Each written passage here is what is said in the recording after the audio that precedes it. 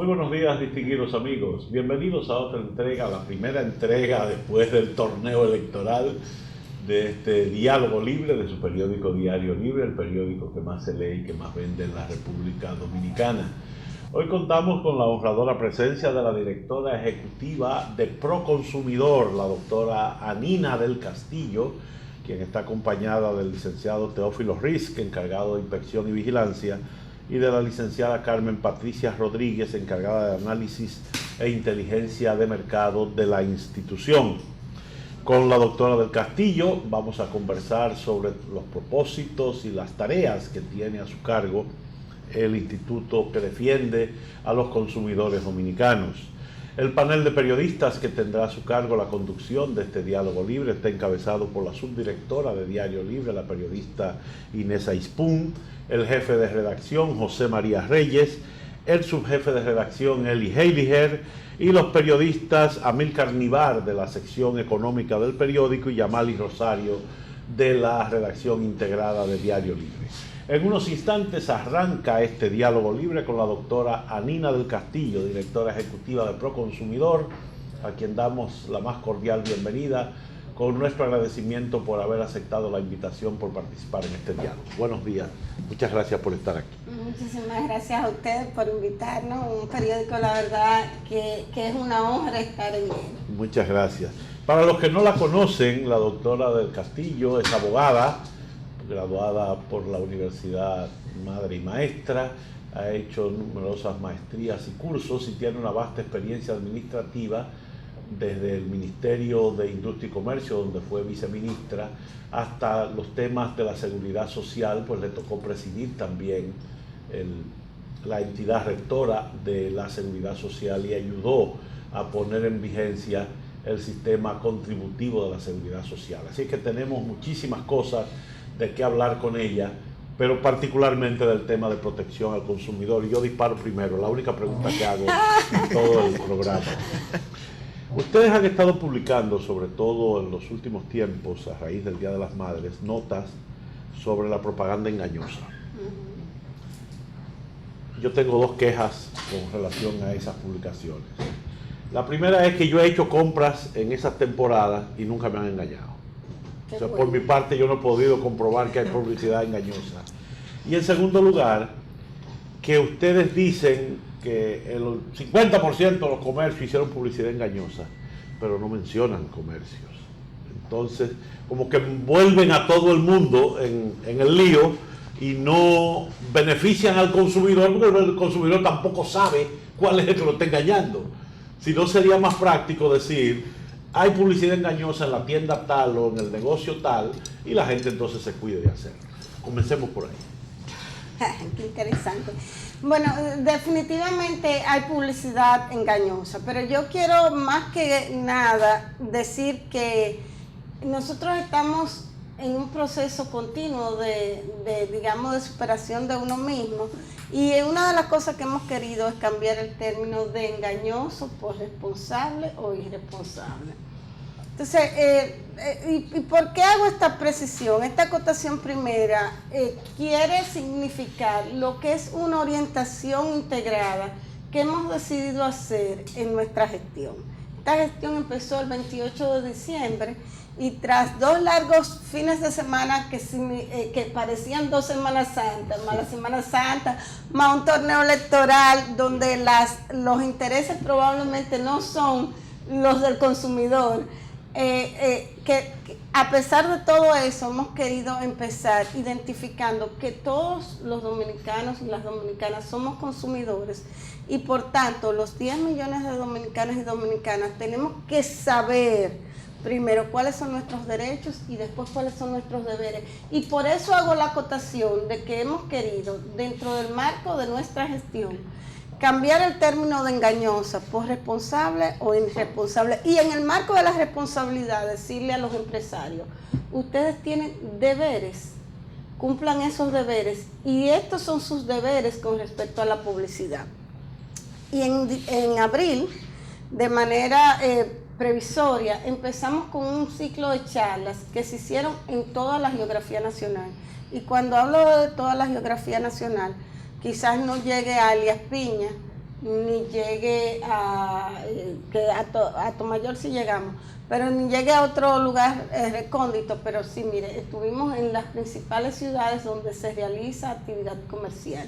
¿Y qué decíamos en esos eventos? Pues decíamos a los empresarios, los principales empresarios que iban a tener ofertas con referencia a las madres, sus deberes frente a la publicidad son tales y usted tiene la obligación de cumplirlo porque eso parte a la vez de un deber constitucionalmente consagrado en el artículo 53 cuando habla de que los dominicanos en relación a lo que utilicemos y lo que se oferte tienen que tener una información clara y objetiva.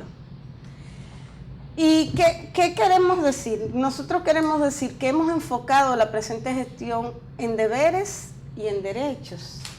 Y cuando para el Día de las Madres hablamos que el 50% probablemente de los comercios incumplió ese deber de la información, porque la publicidad es buena, la publicidad está enmarcada en la ley, pero la publicidad se tiene que hacer de manera que no engañe al consumidor final y que en términos de la evaluación del ciudadano medio, que es el que se toma como referencia, sirva para efectivamente atraer a las compras, pero no les cree unas expectativas que no van a ser resueltas.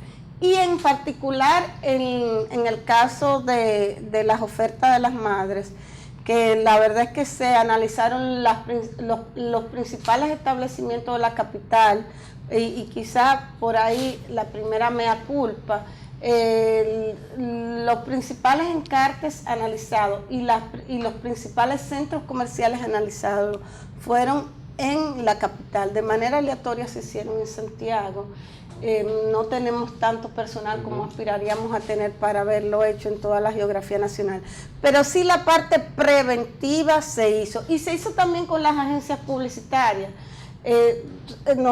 Tuvimos un encuentro importantísimo con la Liga de Agencias Publicitarias, que ya no se llama así, ya no es la LIDAP, no me acuerdo cómo se llama.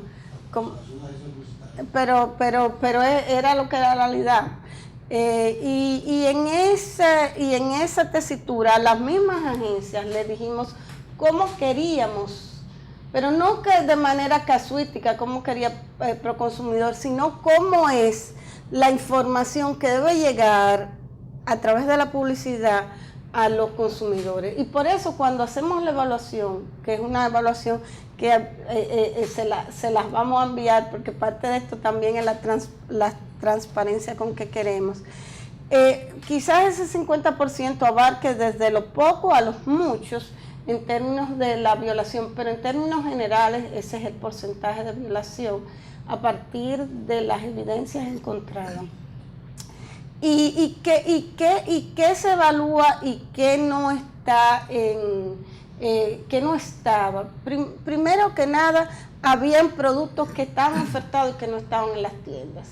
Y eso también es publicidad no responsable, porque en el momento en que un consumidor se traslada a un centro comercial, a un establecimiento comercial, para comprar una nevera, una estufa, para comprar una bufanda, porque hay venta para todo y para las madres había publicidad para todo. Entonces, si tú no lo tienes en tu establecimiento comercial, como sea, la persona que fue allá gastó dinero, gastó tiempo, se estresó en el tránsito que tenemos, que nos estresa a todos, y fue allá atraído por esa publicidad de un producto que no estaba. Pero si tú tienes en stock 2.600 productos, publica que tú tienes esos 2.200 productos.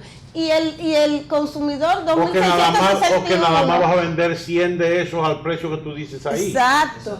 Y el que va, y el 101 que va, ya tú le pones el otro precio y tú puedes mostrarle a quienes previamente tú le vendiste. Entonces así tú no eres irresponsable. Ahora, ¿qué pasó?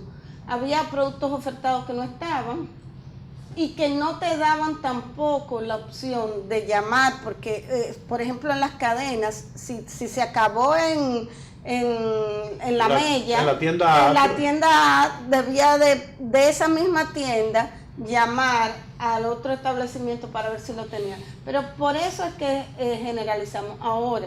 Y qué bueno y qué apropiado esta pregunta, para yo pasar a otra, a menos que usted no quiera. No, siga. Parte de lo que nosotros tenemos por delante es que se entienda que cuando uno informa que un proveedor, y ya lo pone con nombre y apellido, está incumpliendo, que eso no es malo, que es un derecho que nosotros tenemos, que tenemos que ir desarrollándolo, porque aquí los proveedores siempre han entendido que cuando uno dice el nombre del establecimiento comercial en falta, dice el nombre del servicio en falta, hay una intención, digamos, específica de afectar a ese proveedor, a ese empresario, a ese distribuidor, a cualquiera que forma la cadena que finalmente coloca el producto en el mercado. Y eso no es así, o sea, en la medida en que iremos avanzando, y aprovecho para decirlo porque decía que es lo oportuno, es que nosotros hemos estado haciendo análisis en estos ya 5 meses, de una serie de proveedores, de establecimientos comerciales que han incumplido sistemáticamente determinadas normas establecidas en nuestra ley, y se van a publicar los nombres y se van a publicar el ranking de sus violaciones. Y queremos hacer, primero informar esto para que después la gente no diga, me sorprendió, ¿por qué me publican? Y venga la queja, y venga además de la queja el descrédito. No, durante estos meses hemos trabajado en el fomento de las buenas prácticas, y hemos trabajado en el fomento de las buenas prácticas de manera sistemática con los proveedores. Hemos sentado, así como le decía la experiencia en el término de la publicidad, hemos sentado a los principales proveedores para indicarles cuáles son sus obligaciones en muchísimos temas. Por ejemplo, si usted vende electrodomésticos, ¿cuáles son las condiciones mínimas que tiene que tener la garantía? ¿Y por qué queremos hacerlo? Porque definitivamente nuestros aliados tienen que ser los establecimientos comerciales, porque no vamos a tener nunca, ni lo tenemos nosotros, ni lo tienen la mayoría de las agencias, ni lo tienen la mayoría de las instituciones públicas, ni de aquí ni en el país, los suficientes inspectores para andar con el garrote. Entonces tenemos que tratar de que haya el cumplimiento de tu deber. O sea, no te estoy pidiendo nada más, cumple lo que te toca. Ahora, la otra parte, la otra contrapartida, somos todos nosotros. Los consumidores tienen un poder que en este país no lo hemos utilizado. Cuando un consumidor decide no comprar una cosa, los ejemplos son muchísimos. Los boicots que se le hacen en otros países a determinados productos impactan en ese establecimiento, en el que vende ese producto, en el que lo distribuye, en toda una cadena, y sencillamente o se adecúan al cumplimiento de la norma o salen del mercado. Y los ejemplos, como le decía, son muchos. Ahora, en República Dominicana históricamente no nos acostumbraron a reclamar. Además de nada, es malo, es molesto, es incómodo. Cuando tú reclamas te ven mal. Óyeme, pero qué tipa tan fastidiosa. Qué tipa que todo se lo encuentra mal, esa es la famosa, pero todo se lo encuentra mal. Entonces no, es normal. Cuando publiquemos las listas de los establecimientos que incumplen, nosotros queremos que lo vean como un paso normal ya del desarrollo de una sociedad que tiene una cantidad de ofertas, y que la verdad es que tenemos que apostar a seguir adelante ya más allá de los precios. Pues nos acostumbramos como a estar en el término de los precios, pero tenemos que seguir más allá. Tenemos que ofertar las respuestas para que a cada precio, a cada nivel de precio, haya, además de la oferta del precio, la necesaria calidad que tenemos que tener en los bienes y servicios. Usted se refiere, o sea, a todos estos centros y cadenas y suplidores que están estudiando, y da la impresión de que son siempre un poco los mismos.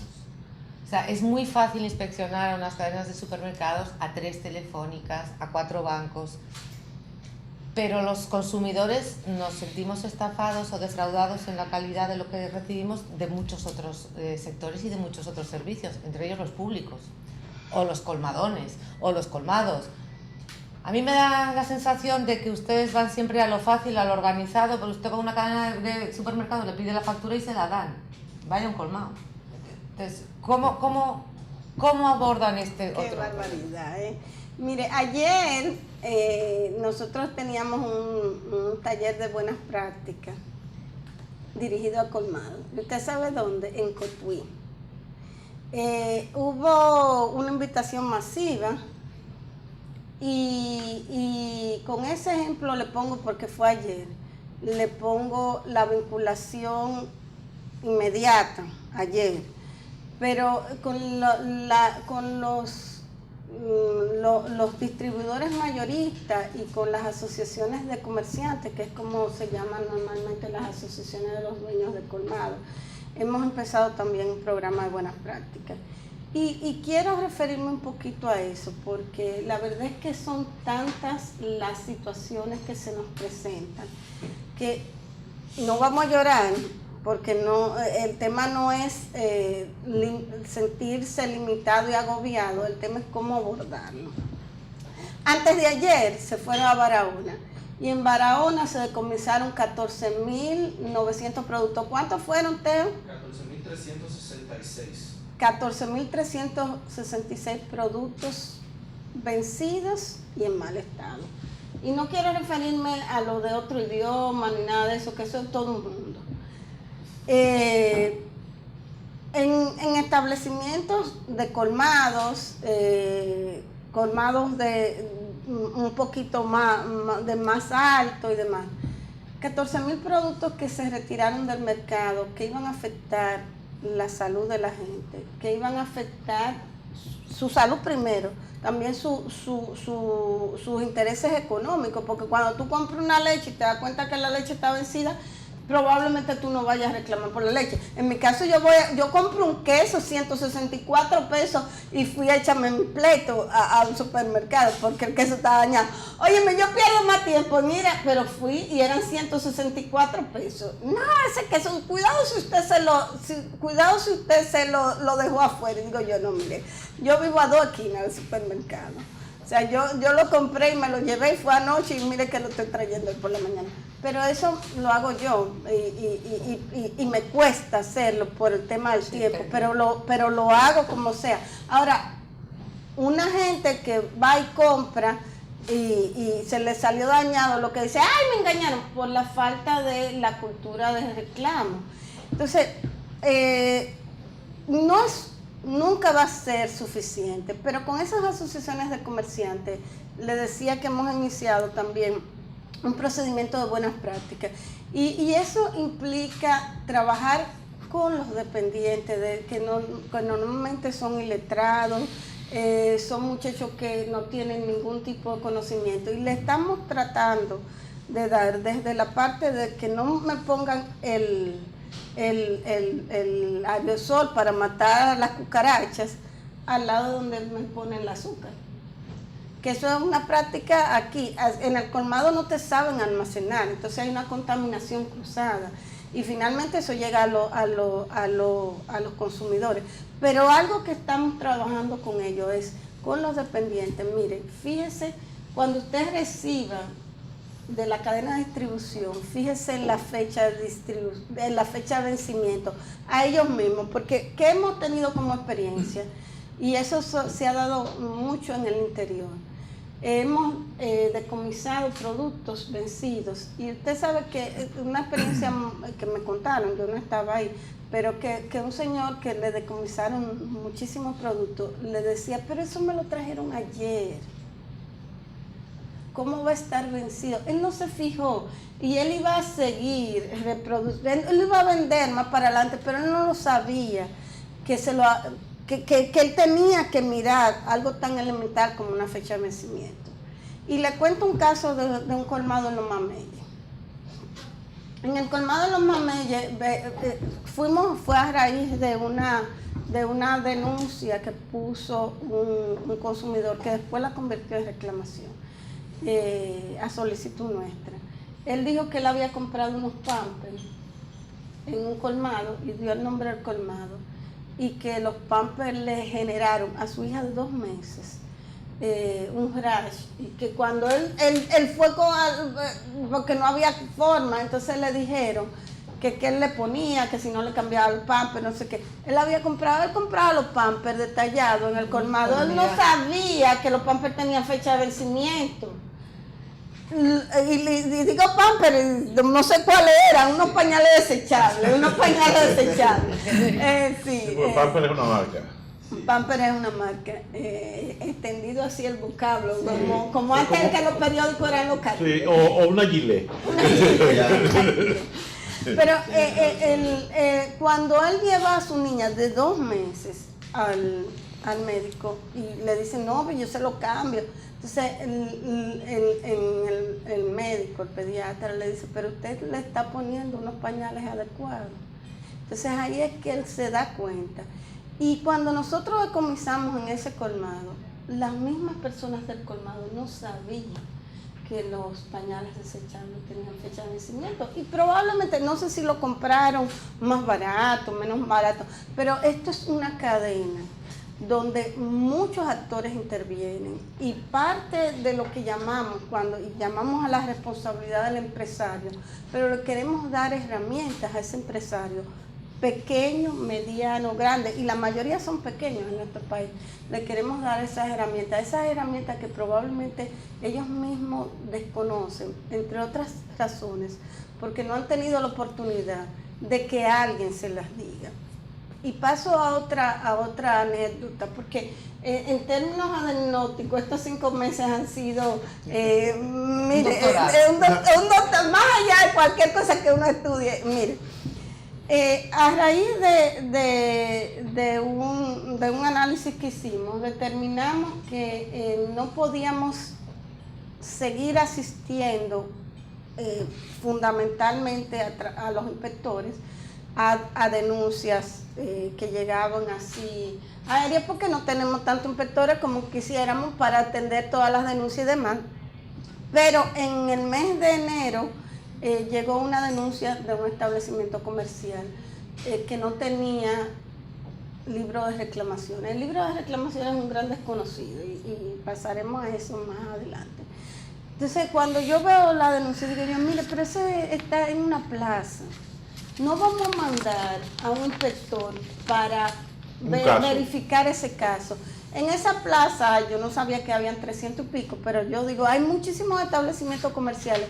Vamos a mandarlo, vamos a mandar todos nuestros inspectores a ese establecimiento comercial. A sorpresa, la mayoría de los establecimientos ahí no tenía libro de reclamaciones, ni un sistema de reclamaciones habilitado que le permitiera a los usuarios. Entonces, en lugar de multarlo porque no tenía libro de reclamaciones, lo que hicimos fue que lo invitamos.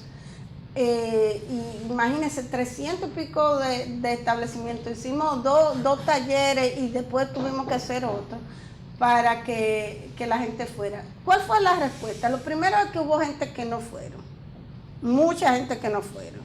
Entonces en el primer día, cuando yo aperturé el taller, le dije, mire, qué bueno, felicidades, nosotros no estamos diciendo nada, solamente que bueno que vengan. Ahora, los que no vinieron, sepan que nosotros tenemos tales potestades y que los que no vinieron entonces van a ser objeto de la sanción correspondiente, porque esta es una invitación a raíz de decirles cuáles son sus deberes.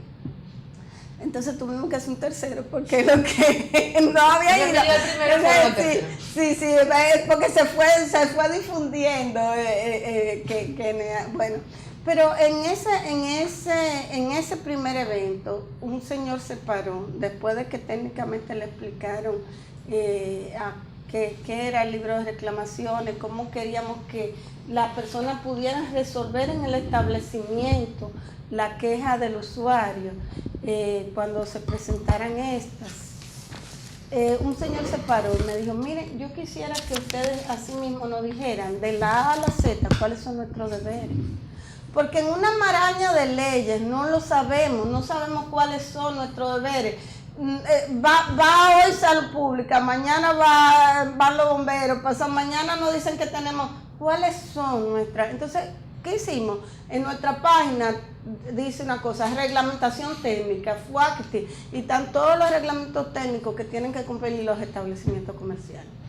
Entonces, es verdad, hay unos niveles a los que probablemente no hemos llegado, pero estamos intentando hacerlo y estamos trabajando de manera organizada para consolidar que ese sector poblacional reciba primero la información y segundo el apoyo. En Boca Chica, ¿qué pasó? O en Atomayor, que son sectores donde hay qué sé yo, una concentración alta de colmados, más que de supermercados. En Boca Chica, los días previos a la Semana Santa, lunes, martes y miércoles, primero habíamos dado buena práctica. Segundo, y fue objeto incluso hasta de broma, trabajamos con las señoras que venden yaniqueque, pescado frito y demás, porque ellas son manipuladoras de alimentos, pero ellas tienen a la vez una oferta al público. Y le dijimos con un médico cuáles eran las formas mínimas de ella presentar su oferta al público, que es los alimentos. Y además le dimos mascarilla, mandiles, la cofia para el pelo y demás. Pero concomitantemente en los días antes, y lunes, martes y miércoles, en los días antes se le había dicho a los colmados que tenían que cumplir. Pero como por si acaso, ¿verdad? Lunes, martes y miércoles fuimos a los colmados. No sé, no recuerdo el monto de los productos decomisados, pero les voy a decir lo que era y Teo no dice el monto. Básicamente, ¿cuánto? 3.110. 3.110, pero miren, en la zona del frente de donde se iban a bañar los dominicanos y las dominicanas pobres, habían papitas, snack, platanito vencido, refresco vencido, cerveza vencido y sobre todo ron vencido.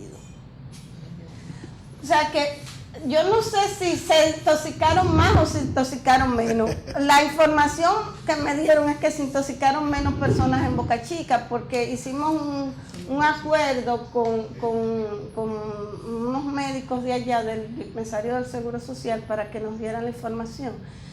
Pero ahora lo que yo sí les puedo decir es que esos productos no se iban a quedar en el establecimiento. Esos productos iban a los dominicanos más pobres y eso eran los que se iban a tomar toda esa cerveza vencida, todos esos y el señor no iba a saber qué fue lo que le hizo daño. Y no iban a saber lo que era. No iba a saber qué fue lo que le hizo daño, así es. Entonces, definitivamente necesitamos en este proceso acompañar la parte coercitiva de nosotros y la búsqueda con un proceso de empoderamiento de la población, de que sepa que un refresco se vence, que un snack se vence, que si tú vas a ir al colmado, aunque sea en el colmadero te tiene que dar algún tipo de facturita a tu precio, porque hay otro componente, los intereses económicos. Nosotros no fijamos precios, pero sí definitivamente hay distorsiones también en los precios en esos niveles. Muy bien, María. Doctora, me alegra saber que usted ha llegado al cargo con la decisión clara de decir el pecado del pecador, porque a través del tiempo ha habido mucha irresponsabilidad de parte de nuestros funcionarios. Bueno, y hay un ejemplo muy claro, es que su antecesora, aunque se ganó muchos problemas, pues ha puesto al consumidor a consumir embutidos de más calidad, después del trabajo que hizo desde Proconsumidor. En esa tesitura a mí me gustaría saber cuáles son los sectores empresariales y comerciales que incurren en mayores irresponsabilidades. Yo te voy a empezar con el final. Bueno, quizás con el final, no, con una parte de tu historia. ¿Qué nosotros estamos haciendo para que este proceso de decir y no decir se traduzca en el ejercicio también de deberes como tenemos como administración? Hemos empezado un proceso de análisis de calidad de los productos fundamentales. Y ahora mismo les puedo decir que estamos analizando, y quisiera que me permitieran no decir cuáles sectores, pero que estamos analizando con el IBI, básicamente como laboratorio acreditado, y con otros laboratorios como el de la Junta Agroempresarial, estamos analizando productos porque queremos significar a los dominicanos que las cosas que consuman tengan calidad. Y eso es parte de una labor que es una labor muchísimo más extensa porque las personas no lo perciben. Las personas cuando van a un establecimiento comercial suponen que aquella cosa que consumen, y sobre todo si son bienes consumibles, básicamente la parte de alimentos, lo percibe que se lo van a ofertar de una calidad adecuada. Entonces estamos trabajando con eso. Y en los términos de lo que incumplen depende de lo que estaríamos analizando. En términos de productos alimenticios en mal estado, de productos alimenticios con fechas vencidas y demás, tenemos un ranking que era lo que decía que vamos a empezar a publicar. Una especie de transparentar. Así como a los funcionarios públicos nos piden transparencia, ¿verdad? Queremos poner en relieve cuáles son esos establecimientos que han incumplido. Y probablemente lo hagamos a partir de estos 3 primeros meses para presentarlo trimestralmente. Y en los rangos que decíamos, alimentos, también lo vamos a poner en la parte de despacho de comida, porque hemos estado evaluando, ya la gente no aspiraríamos, ¿verdad?, a la aldea en donde tú te vas a tu casa al mediodía a comer, pero la realidad es que la mayoría de la gente compra en la cafeterita de la esquina o por los niveles económicos va comprando la comida en algunos tipos de establecimientos comerciales. Y hemos analizado cuántos establecimientos, 700 y pico iban en un momento, Carmen. 753 creo que fueron. Ajá. Entonces, y eso también lo vamos a poner a disposición del público. Y a partir de los análisis que hemos hecho de la publicidad, vamos a hacer un ranking. Y eso sí queremos que se entienda, que van a ser por etapas y por periodos específicos, porque yo no puedo generalizar que siempre fueron incumplidores. O sea, para las madres hubo este ranking de incumplimiento. Ahora sí lo que quiero significar es algo. Ninguna de estas cosas se han quedado en el aire. Ahora, en términos probablemente informativos, ustedes pensarán, ¿pero qué ha pasado? Van a Boca Chica, van a Tomayor, van a Lomina, hacen un operativo en Sabana Perdida, hacen un operativo en San Pedro, hacen un operativo en La Romana, me dijeron que hacen un operativo en Barahona. ¿Cuál es el paso siguiente? No, mire, revestido de la autoridad que tenemos y revestido también de el reconocimiento que hizo la Suprema Corte de Justicia al cuestionado mandato que tenemos en la ley de que podemos imponer sanciones. Hemos trabajado caso por caso bajo el debido proceso de ley. Y quizás no estamos mediatizando todo lo que eso ha representado,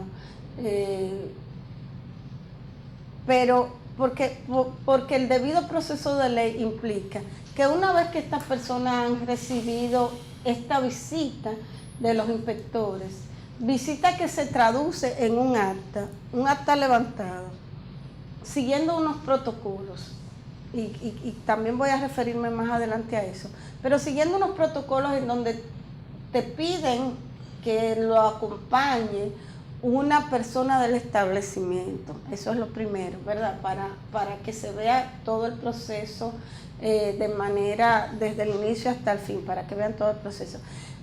Que además, después que hacen esa acta de inspección, la acompañan de un acta de comiso. Y en una primera etapa le preguntan a ese representante autorizado del establecimiento, ¿usted tiene algo que agregar? No, o sí tengo que agregar tales y tales cosas. Entonces, firma el acta el inspector y el representante del establecimiento comercial. Pero más allá de eso, para evitarnos intencionalidades, ¿verdad? Estamos notificando por acta de algo así.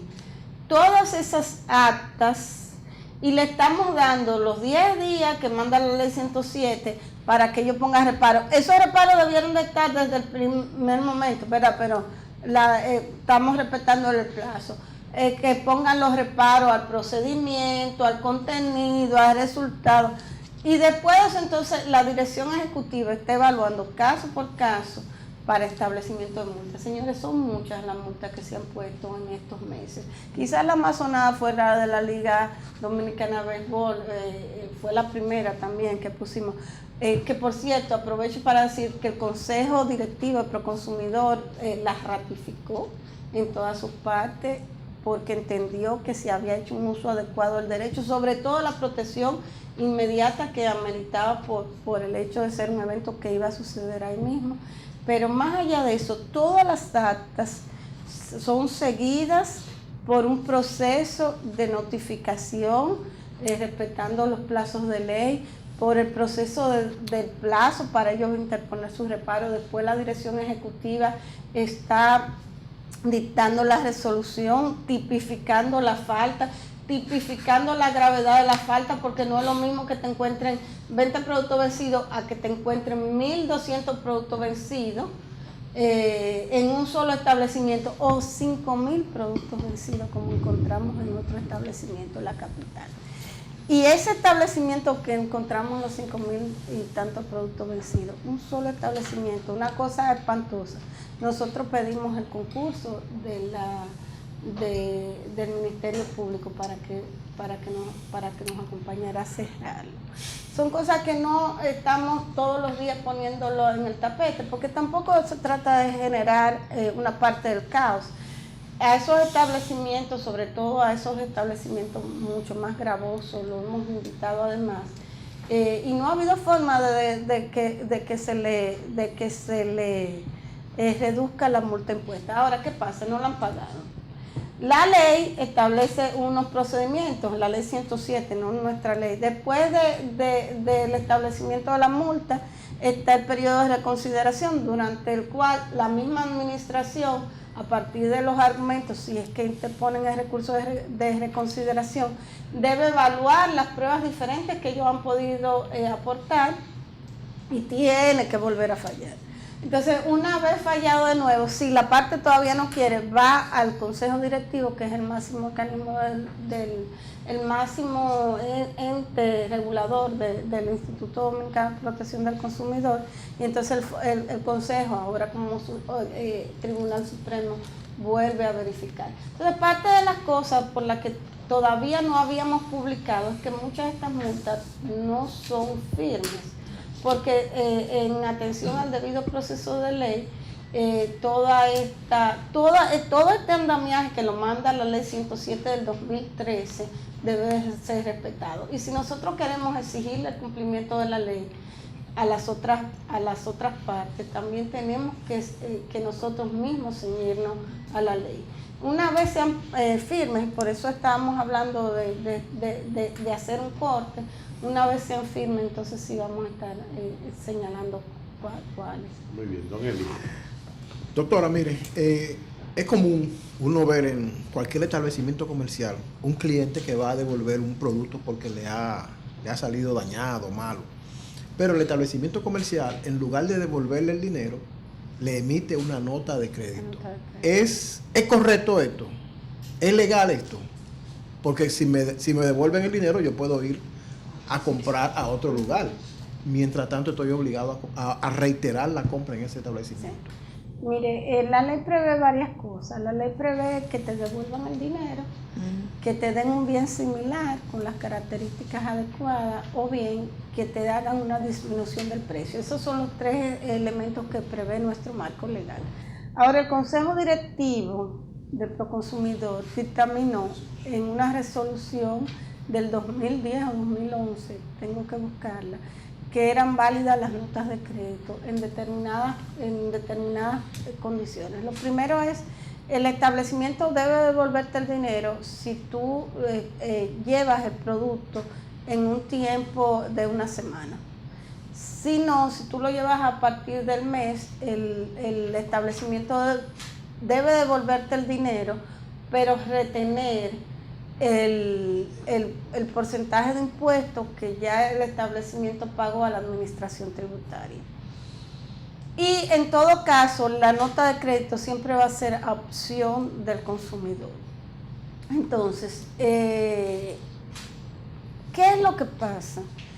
Que en el ejercicio de esta dinámica, el consumidor no sabe eso.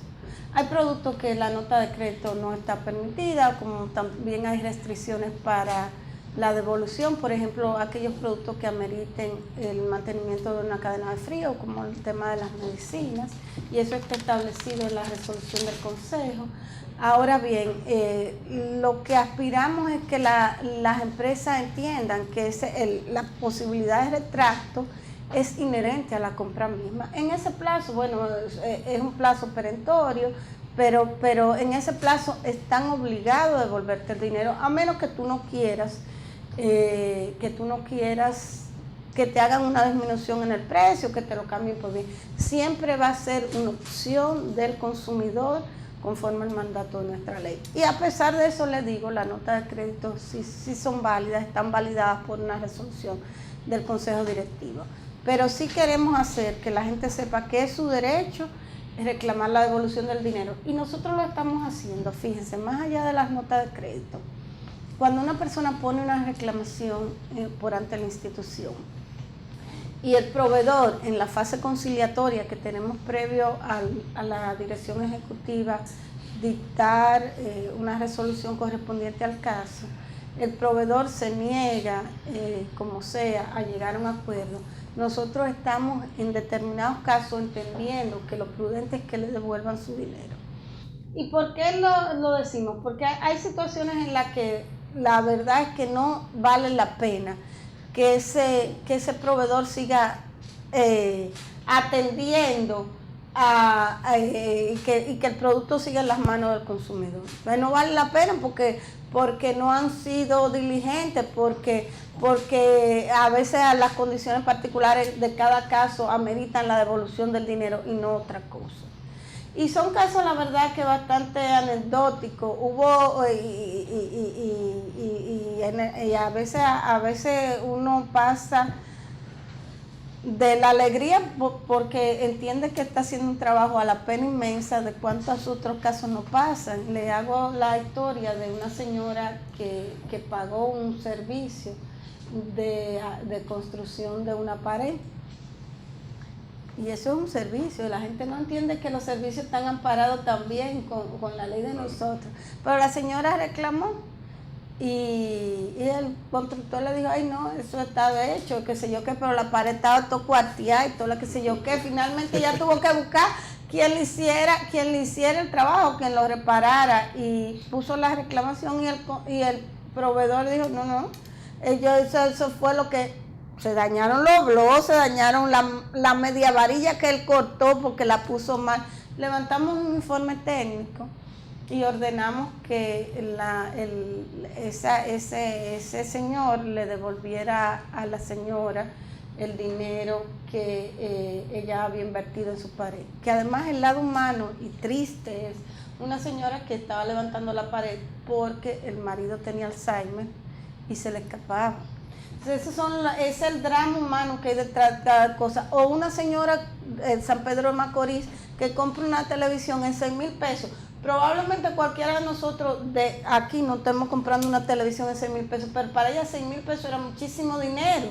Y el proveedor dijo, no, yo lo que le voy a dar son 4,500. Pues la televisión no servía, a los 2 meses ya la televisión no servía, entonces nosotros no. Aunque coja otra televisión, no, ella llevó su caso y no solamente resolutamos que se le devolvieran los 6,000 pesos, sino que le pusimos un abogado para que acompañara. Finalmente no fue necesario el proceso porque el proveedor entregó sus 6,000 pesos. Pero son los dramas humanos que hay detrás de cualquier cosa de consumo, porque así como compramos maquillaje y compramos una corbata bonita o lo que sea, también hay unos consumos de vida. Una persona que manda a hacer una pared para proteger a su marido, es un drama humano que la engaña. Claro. Ustedes tienen una campaña publicitaria, al menos en su página web, porque no la he visto a través de los medios de comunicación, en la que ustedes exhortan a los consumidores a no permitir que los negocios le hagan cargos adicionales por el pago con tarjetas. Estoy hablando de tarjetas hasta de débito, no solo de crédito. No solo de crédito. Nosotros quisiéramos saber qué tan común es esa práctica y ese tema que está vinculado a la superintendencia de bancos y otros temas de consumos que están vinculados con Indotel, con Protecon, ¿cómo es que se maneja en el país? ¿Se supone que deben de ir a estas instancias primero y luego a ustedes? Usted habló un poquito sobre una preocupación en ese sentido, que está muy disperso el sector de derechos de los consumidores. Sí. Nuestra ley manda a coordinar con los organismos sectoriales las políticas de protección al consumidor. Y en el caso de los sectoriales, pues sabemos cuáles son los principales servicios que nos afectan a todos. Telecomunicaciones, energía eléctrica, la parte de los servicios financieros. Entonces, el ámbito de la ley es coordinar. El ámbito de la ley es establecer esos necesarios lazos interinstitucionales. Y no podemos dejar de reconocer que hay en esas instancias sectoriales, hay unos organismos que diríamos que son parecidas a las funciones pro consumidor para la protección de los intereses de esos usuarios. Existe en el caso de la Superintendencia de Electricidad, Protecon, en el caso de la Superintendencia de Bancos Pro Usuario, con Indotel igual, y podemos así seguir hablando. Lo importante en esto es que los servicios sectoriales son una realidad y están amparados en sus marcos legales respectivos y en nuestro marco legal. Entonces, ¿qué tenemos que hacer? Pues tenemos que abordar la parte de las políticas interinstitucionales. Y es bueno resaltar que ninguna política de protección al consumidor es de una entidad, aunque nosotros seamos la llamada a ejecutarlos. Se trata de una política integral que debe partir incluso desde el nivel de la educación básica, y no solamente con el tema del respeto a los derechos como consumidor, sino como del respeto a los derechos, un poco lo que doña Inés siempre escribe, que yo soy fan de ella y de don Adriano, pero un poco ese de respeto a los derechos que tenemos que darnos en un Estado para que avance, y además un Estado que desde el 2010 es un Estado social, democrático y de derecho.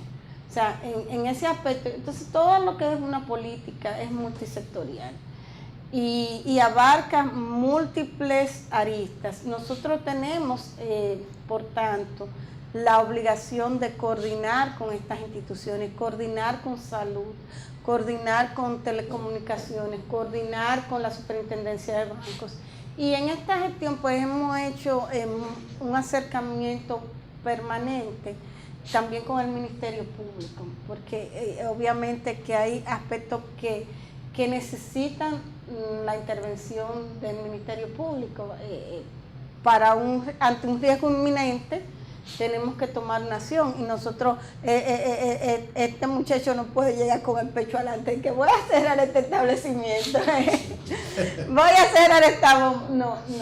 Entonces, las políticas tienen que ser integradas, y definitivamente nuestros marcos legales mandan que ante una queja de un usuario, porque en esos casos son usuarios, vaya primero a su organismo sectorial. ¿Qué hemos hecho? Lo primero que hemos hecho es que ahora mismo nosotros estamos aceptando las reclamaciones y estamos tramitándolas por lo menos a un organismo sectorial. Antes dirigíamos al público a que fuera directamente al sectorial. Como la gente confía en Proconsumidor, mire que me llegó la factura de la electricidad carísima, en que yo lo que tengo son 5 bombillos y no somos nosotros. Pero es más fácil que esa gente se les reciba una reclamación y se tramite a que esa persona tenga entonces que volver a llamar a otra entidad que no sabe cómo se llama, que no sabe dónde está. Si ya se acercó a una entidad estatal, parte de nuestra responsabilidad es facilitar y eso estamos haciendo. Y definitivamente consolidar estos acuerdos interinstitucionales, porque en definitiva lo que queremos es que el consumidor y el usuario reciba las respuestas adecuadas de parte de las instituciones. Usted mencionó que en estos meses son muchas las multas que han puesto. Me gustaría que me diga el total o por lo menos un estimado de a cuánto asciende la cantidad de multas en monto, en dinero. No lo sé. Si te digo que un número, te voy a inventar cualquier número. Que no me grabe ahora conmigo. Mira, ¿por qué te digo que no lo sé? Porque eso es continuamente. Vamos a ponerlo más fácil. ¿Cuál es la multa más alta que ha puesto Proconsumidor? Exacto. En esta gestión llegamos ahora mismo, el establecimiento que tenía 5.000 productos vencidos, le pusimos una multa de 300 salarios mínimos. 300 salarios. Pero mira, a otro le pusimos, te voy a dar así los más comunes: 80, 50, 70, 60, 20. Hubo un tema de un gimnasio, porque es que es de cualquier área, porque es que estamos hablando de que hay servicios y que hay bienes que lo consume cualquier gente. O sea, desde los más mínimos, el tema de los motoristas, que estamos trabajando con ellos de la mano, con el tema de la documentación para entregársela. Y un motor para mucha gente es un medio de vida, pero así también hay gente que han reclamado por un SPAC. Pero porque hay consumo en todo. Pero en el caso de un gimnasio incumplió el deber de la información. Tenía una oferta, pero esa oferta la tipificamos y era engañosa. Una publicidad que tenía en los medios. Entonces, cuando lo notificamos, primero mandamos una inspección a raíz de lo que nos pareció una publicidad no responsable. Entonces, cuando verificamos efectivamente, la publicidad nos respondía a algunos criterios, entonces le dimos su plazo para que ellos expusieran sus alegatos. En el interín, la empresa regularizó su situación. Cuando me tocó revisarlo, yo vi que había dos faltas. Primero la de la publicidad y después que no tenían un libro de reclamaciones interno. Entonces, en ambos casos, ellos regularizaron. Y nosotros evaluamos, mira, sí, estaba tipificada la falta, pero ellos regularizaron. Y en ambos casos le pusimos lo mínimo para una multa, en ese caso leve, y 10 salarios por cada una de las faltas. Entonces, en ese caso, bueno, se resolvió, el proveedor regularizó y pusimos una multa leve en ambos casos, porque correspondían a multas leves de la tipificación de nuestra ley, y le pusimos 20 salarios. O sea, pero es que si yo te digo una cantidad, yo aspiraría a cobrar parte de eso, porque el presupuesto pro consumidor es muy limitado. Y parte de lo que se cobra de las multas, si bien va al erario público, la institución puede pedir que te retribuyan hasta el 50%. Puede pedirlo. Y entonces yo estoy deseosa. ¿No hay un tope para la cantidad de salarios mínimos por multa? Y que me aclare esto de los salarios mínimos, porque el país cuenta con 16. Sí. Sí, mira, ¿de qué sector? Sí, definitivamente hay un tope que es 500 salarios mínimos. Okay. Pero hay un tema particular que quiero significar. En el caso de reincidencia, pudiera duplicarse. Entonces, obviamente la reincidencia no es solamente en nuestra ley, la reincidencia también está tipificada en otros marcos legales y queremos respetar la ley y eso de la reincidencia. Y la otra parte de tu pregunta era ¿De cuál salario mínimo? Bueno, estamos considerando, tú sabes que hay 3 niveles de salarios mínimos. De la parte no sectorizada. Exacto, no, de la parte no sectorizada, porque los grueros tienen un... Exacto, de la no sectorizada. Los jornaleros de la construcción tienen otro salario, los watchman tienen otro salario. No tenemos ese tema, que sea otro tema. Pero en la parte del sector no sectorizado, el salario mínimo, hay 3 niveles de salario mínimo. Entonces, el salario mínimo es el mínimo de esos 3 niveles. Como 5.000 pesos, 5.000 y pico. No, ahora mismo está... Como en 7 está más o menos. No es del sector público. Del sector privado. Del sector privado. Ya, okay. Nos quedan 5 minutos, doña Sí, yo quiero hablar de un tema que es importante, doña Inés, pero usted me va a dar ese chance. Mire, en todo este proceso nosotros hemos estado viendo más allá. Tenemos que actuar en inmediato, pero tenemos que apoyar la construcción de una institución más fuerte y pensar también a largo plazo. No podemos solamente estar trabajando para el largo plazo, tenemos que responder a todas estas necesidades, pero en la tesitura del largo plazo hemos empezado con un proceso importantísimo, que aquí la verdad es que yo hice un convenio, salí figurando en los periódicos, pero nadie le dio la trascendencia a eso, que es la acreditación de nuestro cuerpo de inspección. ¿Y a qué me refiero con esto? Hay una norma internacional que es la ISO 17020 que tiene que ver con la acreditación de los cuerpos de inspecciones. En un país como el de nosotros, donde tradicionalmente los inspectores eran las personas que no sabían ni leer ni escribir, que no se les tenía otra función y que tenían un salario el más deprimido, llevar a un cuerpo de inspectores a ser un cuerpo profesionalizado, con unas estructuras claramente definidas y que respondan a una norma internacional, es un gran avance. Empezamos a trabajar en esto en marzo. Hemos estado con un facilitador internacional avanzando sobre la base de llevar a los inspectores la profesionalidad necesaria, la transparencia necesaria y la independencia necesaria que le va a dar la seguridad a ellos en su actuación, pero también al sector privado en su actuación.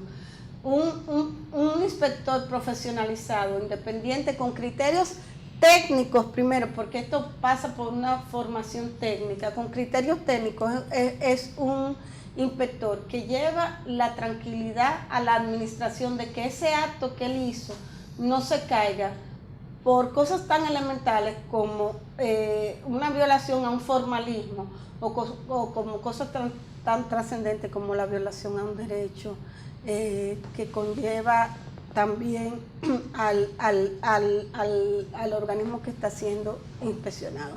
Entonces, eso es un elemento que yo quisiera que lo trajéramos al debate, porque la verdad que la profesionalización es un mandato de ley. O sea, nosotros tenemos que ir avanzando como sociedad a que nuestros cuerpos de inspecciones estén acreditados y ese es un paso hacia el futuro. La acreditación de todo. Sí. En Estados Unidos tú no contratas a un trabajador a destajo de la calle porque simplemente el seguro no te va a pagar si el asunto quedó mal o si hubo un incendio provocado por un cortocircuito de un electricista que no está certificado. Claro. Entonces ahí tenemos que llegar. Sí, ese es nuestro sistema de calidad y esperamos que en la medida de lo posible también esto contribuya a fortalecer la naciente ley, que no tan nueva, pero que se está avanzando en la ley 166/2012 que crea el sistema dominicano de calidad. Doña Inés, la última. La última. ¿Quién reclama más? ¿Hombres, mujeres, edad, sector social, profesionales? ¿Cuál es el perfil de la reclamadora? Mire, realmente yo diría que las mujeres reclaman más, en términos porcentuales las mujeres reclaman más. Ahora, ¿qué es lo que yo le diría? Que las mujeres jóvenes reclaman más en términos etarios. Y este es un momento quizá para decir que hay un reclamo que no está todavía maduro, que es el reclamo que necesitamos que se lleve a la población más, digamos, de los sectores vulnerables. los sectores vulnerables no se entienden titulares de derechos y estamos trabajando justamente en eso.